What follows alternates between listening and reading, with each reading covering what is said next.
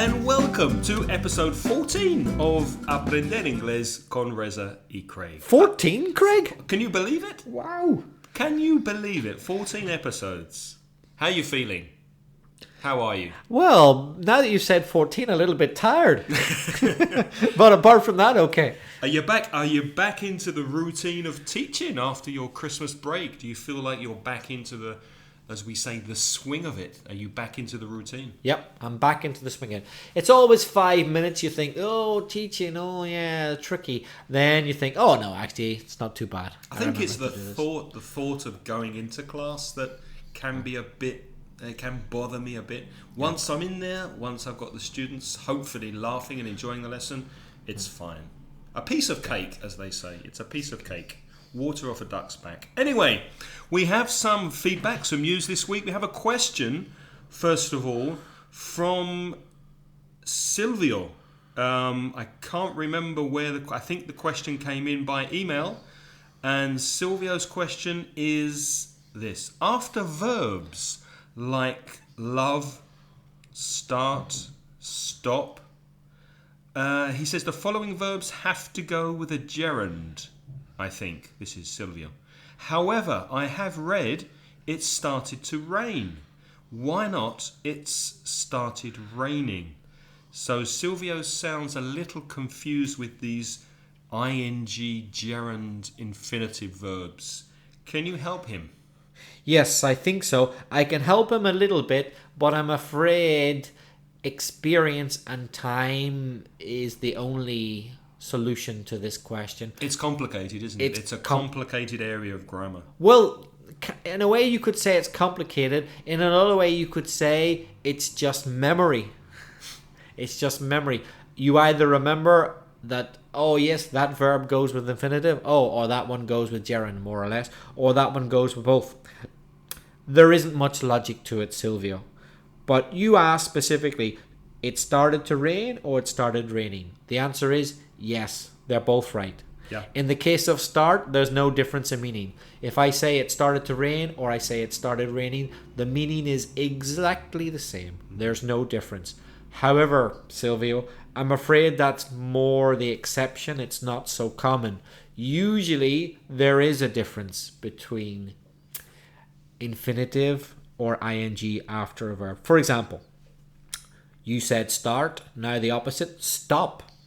Stop plus ing, stop plus infinitive, they both exist, but with different meanings. Mm-hmm. If I say to you, I stopped smoking a long time ago. I stopped smoking. You stopped the activity of smoking. I stopped the activity of smoking and I terminated it. I stopped smoking. I terminated. You gave up. I ended it. I gave it up. But what about this, Silvio? I was walking down the road, but I stopped to pick up a coin I found on the street. So you interrupted the activity of walking to do another thing. Exactly.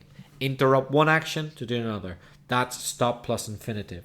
So let me just repeat that then. Stop plus ing, gerund, is terminate, end. But stop plus infinitive with to, I stopped to pick up the coin, is interrupt one action to do another. I could use the example, Reza and Craig stopped podcasting to have a cup of tea. That's right. That's right. We stopped doing one thing, the podcasting, to do another thing, the drinking of the tea. Exactly. Which isn't a bad idea now I mention it. Yes, we must do that soon. So, stop plus ing and stop plus infinitive are not the same. However, start plus ing and start infinitive are the same. What about make? An important verb. To make someone do something. Mm-hmm. So that's make plus a person. Make someone, make John, make you, make him, make the teacher. Plus an infinitive, but without to. For example, my teacher made me do my homework again because the first time was very bad. My teacher made me do my homework again. Make plus a person, me, plus infinitive without to, made me do. Reza made me sing the Mickey Mouse song. Well, I asked you to sing it, but you didn't give me the whole version. Are you going to give me the full version? Not this episode. I'm practicing. Yeah, I'm going to make you do it.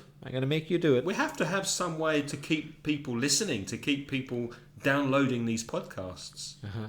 Oh, well, don't you worry about that. Later in the show, I've got a way to get people to keep listening, but we'll cross that bridge when we come to it, as they say. That means we won't think about it yet, but we will soon. Another verb, which is very important and very common, is let. It's related to make, but it's not the same. If you make someone do something, infinitive without to, you force them.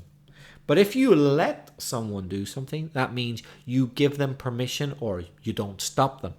For example, Craig lets me say many silly things in his podcast. He's very tolerant. It's your podcast. It's your podcast. I keep telling you. Well, it was your idea. It's your baby. It's your baby, as we say. Craig lets me do silly things. He lets me say silly things, in his podcast. You could say, let me ask a question. Yes. Allow me to ask a question. Allow me to ask. Allow me to ask. Very good. So infinitive with to. Exactly. The meaning is the same. Let me ask, but allow me to ask. One is infinitive without to, that's let, but allow is infinitive with to. Why, readers? Why? I've no idea. I warned you there wasn't much logic. Another one is permit. Craig permits me to say silly things. Lets me say silly things. He permits me to say silly things. He allows me to say silly things. They all mean the same, but let is followed by infinitive without to, but allow and permit are infinitive with to. So just to go back a second, Reza, to compare let and make, which I think is a mistake that some Spanish speakers make. Let would be dar permiso, allow me to do something. Dar permiso, dejar as well. Dejarme. And make is hacer. Or forzar. It's forzar o hacer. It's much stronger, isn't it? Obligar, yeah. Obligar, okay. Forzar. Could you speak a little about love and like, which is also in Silvio's question? Verbs like love and like. Love or and hate. like. Okay. Yes, he asked about love. Love can be followed by infinitive or a gerund. I love drinking coffee. And I love to drink coffee. Is there a difference? Not really. Not really. You could read that there was a very, very subtle, that means a very tiny difference in the meaning of the intention. But I think in modern English that has been lost. So love and like, followed by infinitive or gerund, you can consider them to be the same meaning. More or less. Well, the only difference is love is stronger than like. Of course. But they're both followed by either ing or infinitive without any difference. However, here's an important one. The words remember and the opposite forget can be followed by infinitive with one meaning and gerund for another meaning. For example, I had to go home quickly because I forgot to close the door. I didn't want a burglar to get in and steal everything. I had to go home quickly because I forgot to close the door. So forget plus infinitive means difficult to explain it succinctly, but I'll try and keep it as short as I can. Forget plus infinitive is to think about something, forget, or it could be remember, before it happens. So I forgot, I didn't think in this case. Remember means you did think about it, but forget means I didn't think about it. I forgot to close the door. I didn't think to close the door. If I said to you, I forgot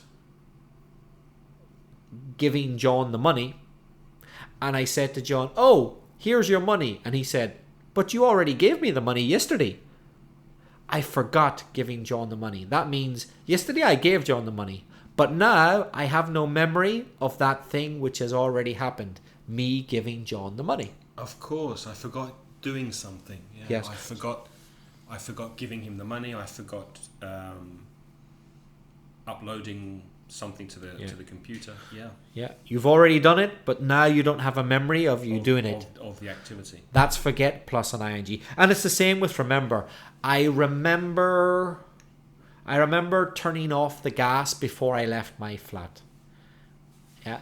Now I'm thinking about it, and yes, I have a memory in my mind of the action of me turning off the gas. It happened, and now I'm thinking about it. Do you remember growing up in Belfast? Oh yes, of course. I remember growing up in London. Yeah.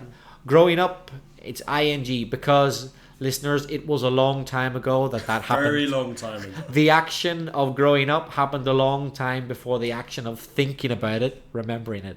That's why it's ing. But if I say to you, remember to phone me tomorrow, that's future. Yeah, you're asking me to think about the action before it happens. Remember to phone me tomorrow. So you want me to first think and then phone. So the remembering comes first and then the phoning. Remember to buy milk on your way home from work. Yeah. So first think, then buy. Okay, that's But good. if you said to me, do you remember phoning me last week? I could say to you, Craig, I don't remember phoning you last week because at the time I had drunk too much whiskey. Too many pints So of now Guinness. I don't remember phoning you, but you say, oh, you phoned me. Okay, it happened, but I don't remember doing it. I have no memory now of the phoning which happened before. So that's the difference between remember and forget plus ing or infinitive. So there are just a few examples, listeners. There are many, many, many verbs in English which are followed by infinitive or gerund. Sometimes with a different meaning, sometimes a similar meaning.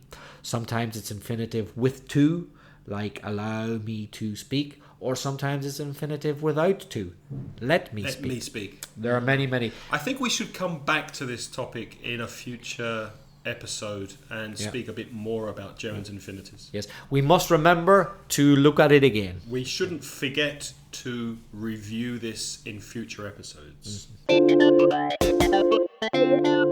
Moving on, we have another question just before our pronunciation spot, and it's from Miguelito Gonzalez, which I'm thinking is probably Miguelito Gonzalez. A Facebook question, and Miguelito says, hello, I have a question. When should I use the word awesome? Well, good question. Thank you, Miguelito. Would you agree, Reza, that awesome is more of an Americanism, more of a North American English word? In its informal slang use, yes. Do you use awesome? Occasionally, but I don't use it in the same way that it's used in American slang. I would say that, for example, the Roman Empire was an awesome force, for example. That's not the modern use of the word awesome. I'm not saying like, oh, really cool. A tsunami is an awesome power of nature. Right. Yeah. It is extremely powerful. That's the original meaning of awesome. But Americans use it so often, don't they? Everything in America is awesome. This podcast is awesome. That car is awesome. That song is awesome. Yeah.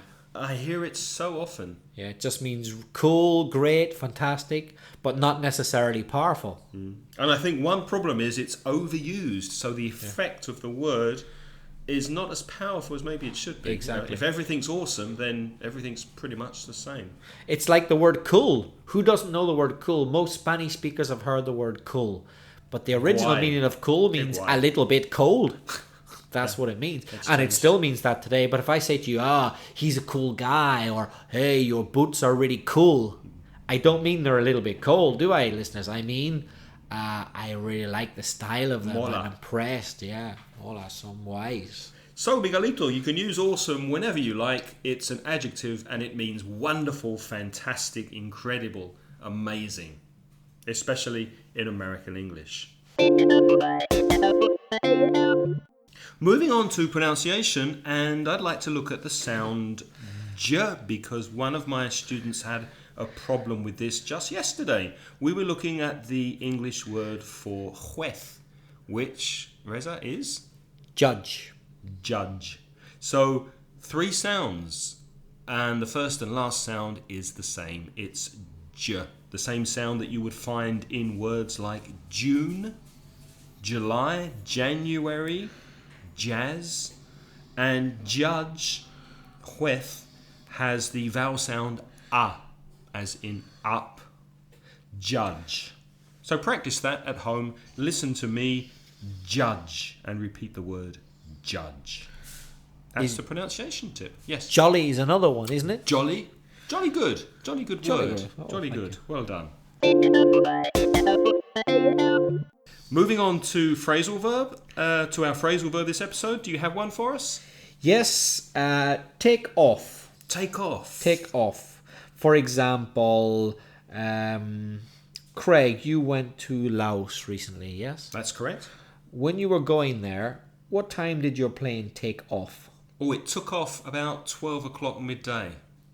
It took off. Despegar. Despegar. When the plane leaves the ground to go up, that's to take off. But that's not a literal meaning, is it? That's an idiomatic meaning. That's an idiomatic meaning, yeah.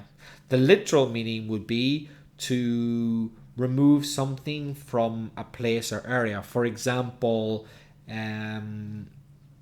imagine I was going to serve you dinner, but you had books on the table. I would say, take your books off the table. Remove them. Change the position of those books. Take them up in your hand and put them in a different place. Take them off the table. An interesting point is that with the last example, you could put the object in the middle. Take the book off the table. But not with the idiomatic despegar. You can't say, take the plane off. No. You have to say the plane takes off. Yep. So it can't be separated with that meaning. Sorry, I interrupted you. No, that's a good point. That's a perfectly good point. Another meaning of take off means to make a funny version of something. For example, some comedians, some comics on TV, they're very good at taking off someone's accent. Do you watch the Intermedio sometimes? I do, yes. They take off politicians, they take off popular personalities on the Intermedio. It's very funny. Take off. What would that be in Spanish? Que take off the... Personal. Sí, hacen Risa. Hacen el ridículo. El ridículo. Ridiculizar. Yes. Yeah. Ridiculizar. To make fun of someone by copying him. That's to take off. And you're really good at taking off accents. You're good at taking off famous people. You think so? And, yep. I've heard you before. But yo creo tengo que trabajar más mi acento argentino, ¿no? Un poco flojo, ¿no? Yo qué sé. Es que como no me dan dulce de leche, no puedo hacerlo. Dulce de leche, ¿quién me da dulce de leche, por favor? Sorry, Craig. Is that a person from Andalusia? I'm not sure who it is. Are there any other meanings of take off? There are a few. I'm going to give you just one more because I've got a bit crazy today, Craig. I think it's the dulce de leche. But Craig, do you mind if I just... Reza, what are you taking off? Oh, sorry, Craig. I couldn't resist it. I just had to take off my trousers there. He's taking off his clothes. Yes, I took off my trousers. Remove clothes from your body. Take off clothes. Quitar la ropa. Shall I put them on again? Oh, please do. Okay. Please do. Right. You're putting me off my I'm putting lunch. you off. Right. There's one more I've just thought of. Do you think this podcast has taken off? Aha, of course it has. How many hits have we had recently, Craig? We've been getting about 2,000, 2,200 more or less hits per episode, which is very pleasing and very encouraging. So you may be happy to know we're going to continue making episodes for you. So if something takes off, it becomes successful. A business can take off. A television show, a television program can take off. And this podcast has really taken off. Nuestro podcast ha tenido mucho éxito. Craig, do you think we'll get even more hits now that I've taken off my trousers? Probably not. In fact, we'll probably get an explicit label from iTunes for our podcast. Could this become the first ever over 18s podcast for English learners? Well, they do say you've got the perfect face for podcasting. but it's lucky the viewers can only see my face on Mansión Inglés. They can't see anything. Okay, moving on to our vocabulary corner. And I'd like to speak a little about films and movies. So let's start with the difference between a film and a movie. Tell us. Same thing, isn't it? No. Only one's American, one's British. That's it. That's what I'm after. Which one's American? Movie. Movie's the American word, and film is the British English word. So you go to see a film in the UK and you go to see a movie in the United States. And there's another word, isn't there, which they use in certain circumstances when they're being technical. I wasn't thinking about that, but yeah, colloquial, the flicks, go to the movies. Yeah. What were you thinking? I was thinking of, like, in Hollywood, in some ceremonies, they don't say best film, they say best motion picture. Motion picture, that's right. Means film. And a motion picture. Yeah. A big Hollywood producer with a cigar could talk about his latest picture. Yeah, it's true. Dubbed and subtitled. What's the difference? Well, I know which I prefer, always subtitled. Me too. You can't have Jack Nicholson or Al Pacino speaking in Spanish. That's dubbed. When the Spanish voice is on the top of an English actor's voice, then for me it spoils the experience. I wouldn't like to listen to Spanish actors speaking English. Could you imagine that? No. In fact, Javier Bardem speaking in a British London accent would be terrible. Wouldn't work, would it? No. I heard something really ridiculous on the radio not long ago. Do you remember the actor died there a month or so ago, Peter O'Toole? That's right. Peter O'Toole died, and he was very famous all over the world, including in Spain. And so on a radio program, they were paying tribute to him, and they said, let's listen to this great clip from his film. But it was the Spanish dub version. And to me, it was ridiculous. They're remembering the life of this great actor by listening to the voice of another person dubbed. It makes no sense to me. Makes no sense. So dubbed, doblado, and subtitled, subtitulado. What about the difference between review and critic, which I think is a false friend? Yeah. A review is a piece of writing, or it's the verb to write that piece of writing. And a critic is the person who writes it. Absolutely. So the problem is with the Spanish word crítica, which is not a critic, it's the actual review that the critic writes. So the critic is the person, and the review is the thing he or she writes. A movie review, film review, review of a play, a book review, etc. Plot. Now, this is interesting. I was looking on the internet before because I've always been confused about the difference between screenplay and script, because both are guion. And I always told my students that the screenplay is more detailed. It has direction for the actors, where they stand, where they look. But checking on the internet before, it's not quite true. Do you know the difference? I just thought really that a screenplay was like a script but written specifically for a film or TV program. Actually, a screenplay is a script. There's no difference. Oh. Script is more generic, it's more general, and screenplay is more specific to a film or a movie. Oh, I didn't know. Yeah. I didn't know that. I thought they were slightly different. And what about a teleplay? What's that? A teleplay is a script for the television. Which is a word I didn't know. So screenplay will be for movies and films, for the big screen, and teleplay would be a script for television. Well, I think we're running out of time, Reza. We have to move on and finish this episode so we can save our top tip for next episode. So thank you so much for listening. Remember, send us an email or send us a sound file, mensaje de voz en MP3, if you have a comment, a question or a suggestion, and send your comments to mansionteachers@yahoo.es. That's mansionteachers@yahoo.es. Or you could get in touch with Reza at belfastreza@gmail.com. belfastreza, todo junto, @gmail.com. Thank you for listening. Thank you to Reza. And remember to visit iTunes and give us some stars and a crítica. Bye-bye. Bye for now.